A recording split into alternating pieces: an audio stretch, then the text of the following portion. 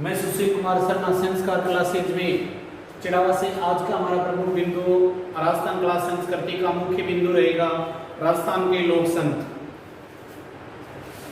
दोस्तों, इस टॉपिक से हर बार एक प्रश्न हर एग्जाम में पूछा जाता है।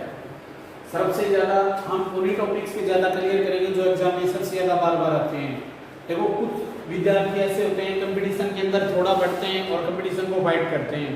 कुछ विद्यार्थी उनको सिलेक्टेड मैटर मिल जाता है, तो वो सिलेक्टेड मैटर ही हम आपको उपलब्ध करवा रहे हैं। लोक संतों में परिणाम का पहला टॉपिक रहेगा मीराबाई। पिछली बार रेट, सेकंड रेट, पटवार, लगातार यहाँ से प्रश्न आ रहा है मीराबाई।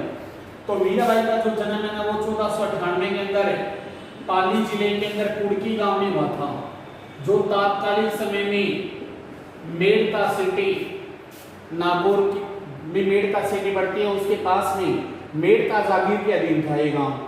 मीराबाई का वास्तविक नाम था खुशबूदेव टेमल। खुशबूदेव टेमल। तो एक तो ये प्रश्न कई बार आता है। सबसे ज्यादा जो अच्छा प्रश्न इनका बनता है, मेवाड़ रियासत के अंदर है राणा सांगा, और राणा सांगा मेवाड़ के राजा थे। उनके बड़ा पुत्र था जिसका नाम था भोजराज, और भोजराज के साथ में मीराबाई का विवाह हुआ था। मीराबाई का विवाह होने के थोड़े दिन बाद में भोजराज की मृत्यु हो जाती है। तो इनका वैधव्य काल के दौरान इन्होंने भगवान श्री कृष्ण की भक्ति में लीन हो चुके थे, और इसी के कारण भोजराज के बाद में जो मेवाड़ के भोजराज के बाद में जो अगले राणा सांगा के पुत्र थे जो बाद में राजा बनते हैं, तो विक्रमादित्य नाम था उनका, और विक्रमादित्य द्वारा मीराबाई को जहर दिया गया था। मीराबाई को जहर देने का मुख्य कारण ये था, लोक लज्जा की दृष्टि से राजपूतों में बहुपत्नियां या पुत्रियों को बाहर नाचना गाना सख्त मना था, और मीराबाई भगवान श्री कृष्ण के भक्त भजनों को गाती थी, उनके सत्संग में जाती थी। इस प्रकार ये बात विक्रमादित्य को खटक रही थी, और विक्रमादित्य ने जहर दिया था। किसको? जहर का पहला मीराबाई को दिया था। मीराबाई को हिंदी साहित्य के प्रसिद्ध साहित्यकार सुमित्रानंदन पंत ने भारतीय आधुनिक राधा का दर्जा दिया गया था। तो भारतीय राधा का दर्जा ना वो मीराबाई को दिया गया था। एक प्रश्न 1999 में राजस्थान पुलिस में पूछा गया था, बहुत ही अच्छा प्रश्न। हालांकि जिसका इतिहास बिल्कुल क्लियर था वो प्रश्न सही था। उनका प्रश्न बहुत ही अच्छा प्रश्न ये था कि जैसे राणा सांगा का बड़ा बेटा था भोजराज, और भोजराज का फिर छोटा भाई था विक्रमादित्य, और विक्रमादित्य के बाद में एक छोटा बेटा था, भाई था जिसका नाम था उदय सिंह, और उदय सिंह का एक बेटा था जिसका नाम था महाराणा प्रताप। अगर राजस्थान इतिहास के अंदर सबसे अच्छा इतिहास के अंदर कोई प्रश्न उठाया जाता है रियासत राजाओं से, तो पहला प्रश्न है वो महाराणा प्रताप से आता है। और महाराणा प्रताप के पिता उदय सिंह थे, उदय सिंह के बड़े भाई भोजराज थे, और भोजराज की पत्नी कौन थी? मीराबाई। तो प्रश्न ये पूछा गया था महाराणा प्रताप की मीराबाई के साथ में क्या संबंध था? तो महाराणा प्रताप मीराबाई महाराणा प्रताप की ताई लगती थी। ये प्रश्न राजस्थान पुलिस 1999 में आया था।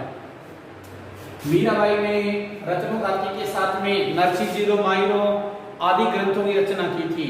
मीराबाई का दूसरा जो सबसे ज्यादा प्रश्न पूछा जाता है, द्वारका एक स्थान आता है गुजरात के अंदर द्वारिका, और द्वारिका के अंदर रणछोड़ जी का मंदिर आता है।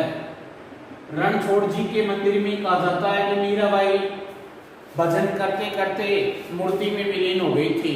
तो प्रश्न यहाँ से ये प्रश्न पूछा जाता है कि मीराबाई की मृत्यु कहाँ हुई? द्वारिका। अगला प्रश्न पूछा जाता है कि मीराबाई ने अपना अंतिम समय कहाँ बिताया था? द्वारिका। मीराबाई का जन्म कौन सी रियासत में हुआ था?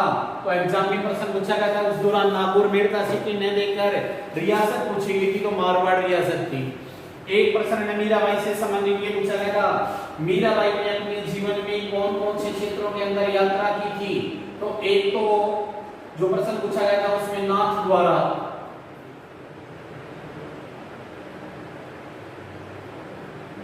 नाथ द्वारा, द्वारिका,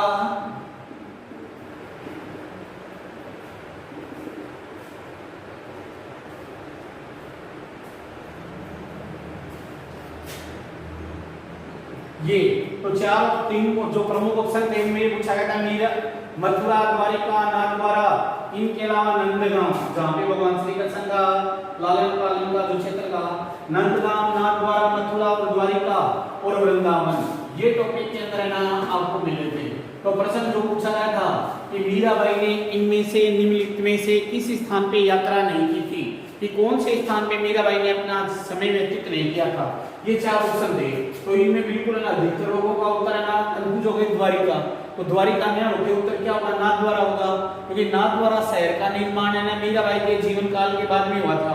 मेवाड़ के शासक राज सिंह के शासन काल के दौरान नाथद्वारा श्रीनाथ जी की जो वहां पर मंदिर बनाया गया था, तो नाथद्वारा क्षेत्र वल्लभ संप्रदाय की प्रधान पीठ आती है और यहीं पर भगवान श्रीनाथ जी का मंदिर आता है। तो इस मंदिर का निर्माण है वो मीराबाई के जीवन के बाद में निर्माण हुआ था इसी स्थान का। इसके कारण है ना नाथद्वारा मीराबाई है ना नहीं है। तो ऑप्शन के अनुसार है ना ये उत्तर होगा। एक है ना मीराबाई से संबंधित, मीराबाई का प्रश्न पूछा गया था कौन से मुगल बादशाह के समकालीन जीवन था। तो मुगल बादशाह में जो ऑप्शन के अनुसार था तो अकबर से संबंधित था। अकबर का थोड़ा सा शासनकाल इनके साथ में आता है।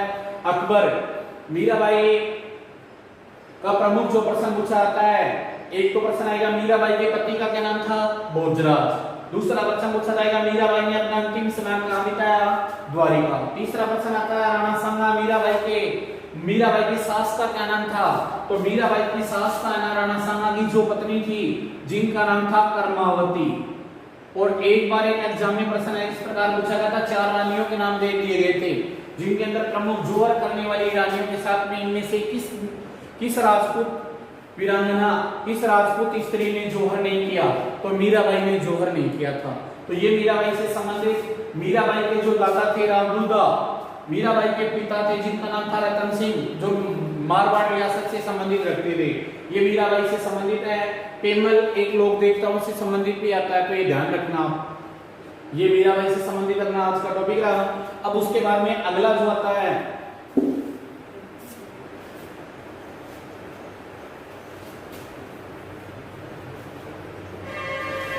मीराबाई के बाद में अपन अगला लोक देवता देखेंगे, लोक संत देखेंगे दादू दयाल। तो दादू दयाल का जो जन्म है ना वो 1544 के अंदर अहमदाबाद में हुआ था। अहमदाबाद वर्तमान में गुजरात में है। ये दादू दयाल का पश्चात आगे है ना जयपुर जिले के अंदर यानी आमेर रियासत में एक जगह का नाम आता है ढूंढ। और ढूंढ एक नदी रहती है वहां पर। ढूंढ ये भी पूछा था ढूंढ क्या है। तो ढूंढ तो एक तो नदी है राजस्थान में, दूसरी राजस्थान में प्रथा होती है होली के आसपास में नवविवाहिता पहली बार जब गर्भ धारण करती है तो पीर पक्ष की तरफ से प्रथा के तहत मिठाइयां, पोशाक इत्यादि आते हैं। उस प्रथा का नाम क्या है, ढूंढ है। तो ढूंढ क्षेत्र के इर्द गिर्द इन्होंने अपना प्रभाव जमाया था और इसी के कारण यहाँ पे एक नई बोली उभरी थी। उस बोली का नाम आता है ढूंढाड़ी। तो इन्होंने दादू दयाल ने ढूंढाड़ी क्षेत्र के अंदर अपना वर्चस्व स्थापित किया था। ढूंढ क्षेत्र में वर्चस्व स्थापित किया था। ढूंढाड़ी वहां पे बोली बनाई गई थी जो गुजरात से मिलती जुलती, जिसमें 6 का प्रभाव होता है। वहीं पर दादू दयाल को एक जो प्रमुख प्रश्न पूछा जाता है कि राजस्थान का कबीर किसे कहा जाता है। तो राजस्थान का कबीर है वो दादू दयाल को कहा जाता है। राजस्थान का कबीर संत दादू दयाल को कहा जाता है। इनके तात्कालिक समय में जो राजा थे प्रमुख, वो राजा थे आमेर के राजा मानसिंह। और जो प्रमुख सेकंड ग्रेड में प्रश्न पूछा गया था 1585 में, राजस्थान के कौन से लोक संत ने मुगल बादशाह अकबर से मुलाकात की थी, फतेहपुर सीकरी में। तो मुगल बादशाह अकबर से मुलाकात 1585 में मुलाकात करने वाला राजस्थान का प्रमुख लोक संत कौन था, प्रमुख लोक संत था दादू दयाल। और दादू दयाल को इनसे मुलाकात करवाने वाले ने आमेर के प्रमुख राजा कौन थे, मानसिंह थे। एक बार ऐसा ही इसी के साथ में एक ऐसी घटना जुड़ी मानी जाती है कि मुगल बादशाह अकबर अनपढ़ था, तो बहुत से लोग संत, विद्वान, विदुषी महिलाएं इनको न बुला के उनके बारे में विचारधाराएं लेता था। कहा जाता है कि एक ऐसे ही हिंदी के प्रमुख साहित्यकार भी माने जाते हैं कुंभन दास, और कुंभन दास से संबंधित एक पंक्ति भी आती है। उन्होंने मना कर दिया था कि मैं मुगल बादशाह से नहीं मिलूंगा। तत्पश्चात मुगल बादशाह से मिलने वाले जो लोग संत थे वो कौन थे, दादू दयाल। एक दादू दयाल के जो शिष्य हैं, इनके शिष्यों का एक समूह आता है जिसका नाम है नागा, दूसरा आता है खाकी, तीसरा आता है उत्तरादि, चौथा आता है नागा, खाकी, उत्तरादे, खालसा और विरक्ति, ये इनके प्रमुख शिष्यों के समूह या सत्संग जाने जाते हैं। 152 शिष्यों का समूह था जो 52 स्तंभ कहलाता है, जिनमें से 100 तो लोक संत आगे शिष्य बनते हैं, 52 तो शिष्य बनते हैं और 100 गृहस्थ जीवन में रहते हैं।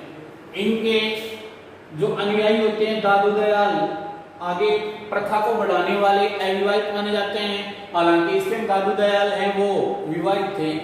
इनके शिष्यों की बात करें तो प्रमुख एक शिष्य आता है जिसका नाम था रजब जी। दादू दयाल का जो प्रमुख स्थान आता है वो जयपुर के अंदर, जयपुर जिले के अंदर ना बेराना की पहाड़ियां आती हैं और बेराना की पहाड़ियां ना वहीं पर एक प्रमुख स्थान आता है नरेना, और नरेना आता ना फुलेरा, जहाँ पे राजस्थान का सबसे बड़ा जंक्शन फुलेरा जंक्शन, उसी के पास में नरेना है। एक जैसे मृत्यु स्थल दादू दयाल के जो अनुयायी हैं, दादू पंछियों की जब मृत्यु हो जाती है तो इनकी डेड बॉडी को, इनके शवों को न तो गाड़ते हैं न जलाते हैं, पहाड़ी क्षेत्र पर जानवरों को या पक्षियों को, गिद्ध बाजों के लिए खाने के लिए खुला छोड़ देते हैं। ये इससे संबंधित आता है।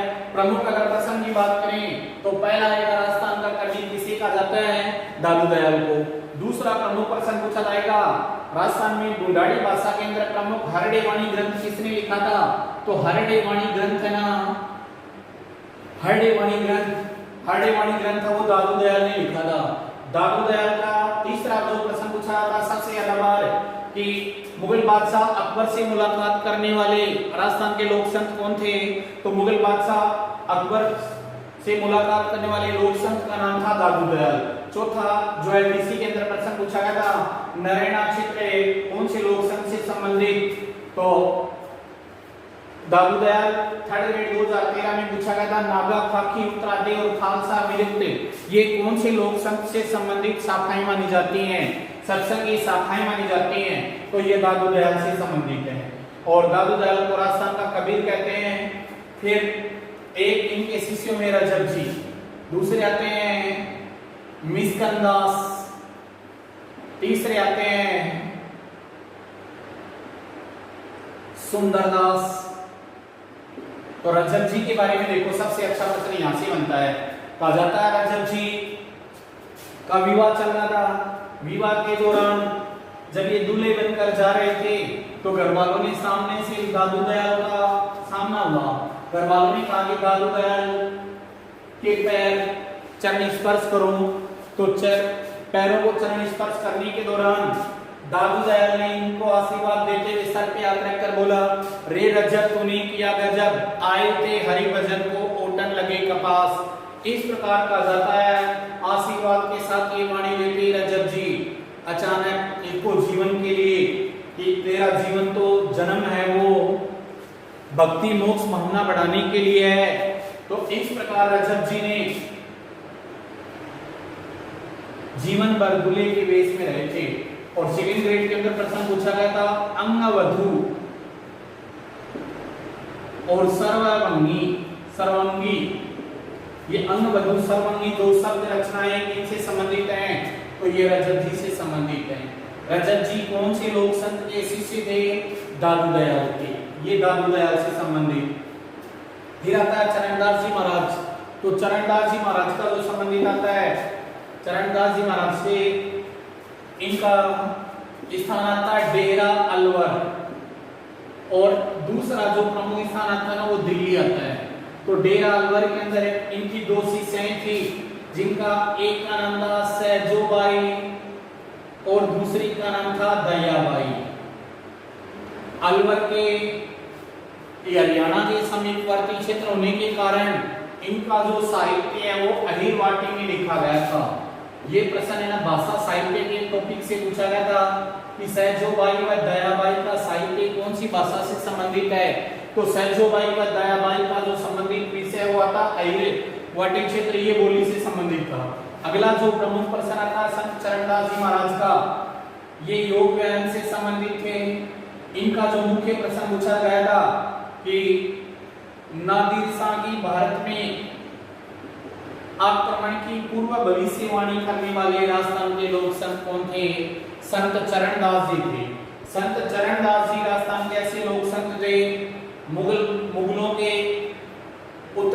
काल में जो प्रमुख, जब मुगल सत्ता हिल चुकी थी उस दौरान प्रमुख एक बाह्य आक्रमणकारी आया था जिसका नाम था नादिर शाह। और नादिर शाह के आक्रमण की पूर्व भविष्यवाणी करने वाले राजस्थान के लोग संत कौन थे? संत चरणदास जी थे। इनकी दो प्रमुख शिष्याएं थी जिनका नाम था सैजोबाई व दयाबाई। इनका जो प्रमुख स्थानांतरण हुआ है डेरा। चरणदासी संप्रदाय का प्रवर्तक भी कौन माना जाता है? संत चरणदास जी माने जाते हैं। और ये स्वयं योग व्यायाम से संबंधित थे। आगे आते हैं अपन देखो संत पीपा। पिछली बार एलडीसी के अंदर दो प्रश्न लगातार कम संख्या में पूछे गए थे संत पीपा से जुड़े हुए। राजस्थान के अंदर है ना, झालावाड़ के अंदर खिंची वंश से संबंधित, और इनका जो वास्तविक नाम था प्रताप सिंह। प्रताप सिंह देखो अपन ना राजस्थान में कई प्रताप सिंह का दिन करेंगे।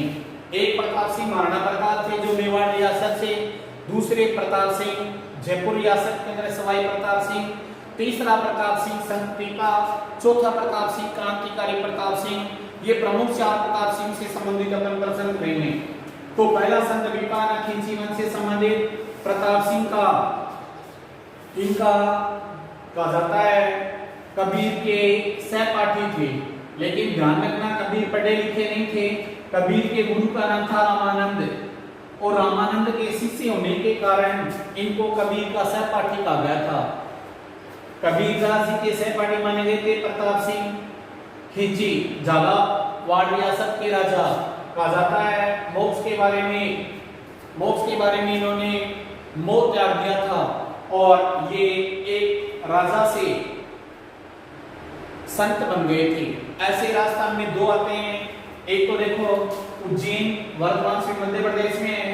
उज्जैन के जो राजा भृतहरि, उज्जैन के जो राजा ना भृतहरि, तो भृतहरि है ना, उज्जैन के राजा भृतहरि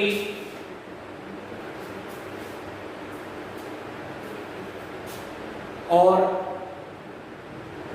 संत पीपा पूर्व में राजा थे, राजा से संत बने हैं। प्रताप सिंह के बारे में कहा जाता है दर्जी संप्रदाय के आराध्य माने जाते हैं। राजस्थान के अंदर भक्ति आंदोलन का सूत्रपात करने वाला अगर कोई राजा माना जाता है, भक्ति कार्य या भक्ति आंदोलन का सूत्रपात करने वाला राजा माना जाता है, तो वो संत प्रताप सिंह और पीपा है। पीपा का संबंध झालावाड़ से संबंधित है।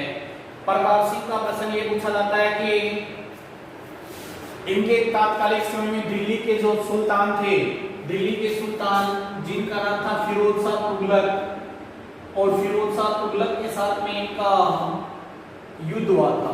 तो प्रश्न ये पूछा गया था राजस्थान का कौन सा लोक संत है जिनके साथ फिरोज शाह तुगलक का युद्ध हुआ था? तो फिरोज शाह तुगलक का युद्ध संत पीपा के साथ में युद्ध किया गया था। अगला प्रश्न पूछा जाता है इनका प्रमुख कौन सी जाति के लोग संत पीपा को आराध्य मानते हैं? तो संत पीपा को आराध्य मानने वाली प्रमुख जो जाति विशेष मानी जाती है वो दर्जी समुदाय है। और दर्जी एक टोंक के अंदर इनका स्थान आता है, टोंक में टोडा। तो टोडा के अंदर है ना इनकी गुफा मानी जाती है।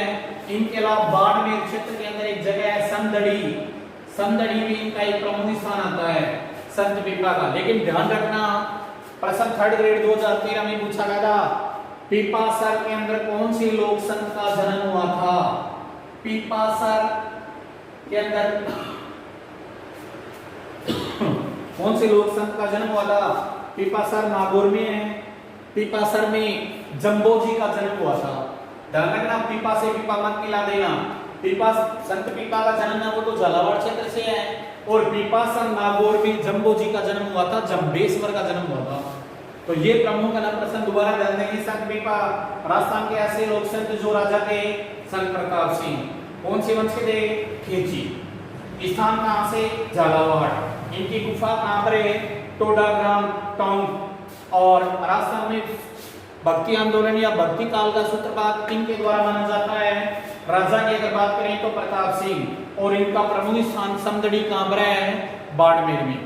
ये इनसे संबंधित प्रश्न पूछे जाते हैं। फिर अगला था संत जसनाथ जी। तो संत जसनाथ जी के बारे में देखेंगे। संत जसनाथ जी का एक प्रमुख स्थान आता है कतरियासर। कतरियासर है ना, ये कहाँ पर है? कतरियासर है बीकानेर में, बीकानेर के अंदर है। अब संत जसनाथ जी इनके तात्कालिक समय में दिल्ली के जो प्रमुख सुल्तान थे आगरा में भी माने जाते हैं सिकंदर लोदी।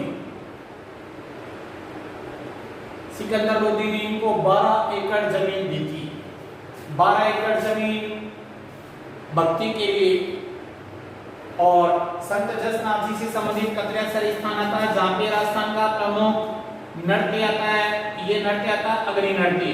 अग्नि नृत्य संत जसनाथ जी के संप्रदाय के अनुयायी सिद्ध जाटों द्वारा एक बड़े चबूतरे में अंगारे डाल दिए जाते हैं और अंगारों में गुरु का आशीर्वाद लेकर, गुरु है ना वो बोलते हैं फतेह फतेह, कंफ्यूज मत हो जाना, एक ऐसा ही शब्द आता है फायरे फायरे, तो फतेह फतेह शब्द है ना, फतेह फतेह शब्द कहते ही रुस्तम शब्द, फिर फतेह फतेह करते हुए जो इनके अनुयायी हैं वो चबूतरे पे अग्नि नृत्य करते हैं। और खास बात ये रहती है कि उस अग्नि नृत्य के दौरान इनके शिष्यों के पैर नहीं जलते हैं। दूसरा, बाहर से देखने वाले जो श्रद्धालु लोग हैं वो बोलते हैं गुब्बारा फोड़ो, तो वो बड़े अंगारे पे कूदते हैं। धधकते अंगारों पे करने वाला अग्नि नृत्य कौन से लोक संत को समर्पित है? जसनाथी महाराज। इनका प्रमुख स्थान कहाँ पर आता है? कतरियासर। कतरियासर किस जिले में? बीकानेर में। और 12 एकड़ जमीन देने वाले कौन थे? सिकंदर लोदी। ये राजस्थान के प्रमुख लोक संत हुए जिनमें से हर बार एग्जाम में लगभग प्रश्न आ जाता है। इसी का अपना अगला वीडियो देखेंगे।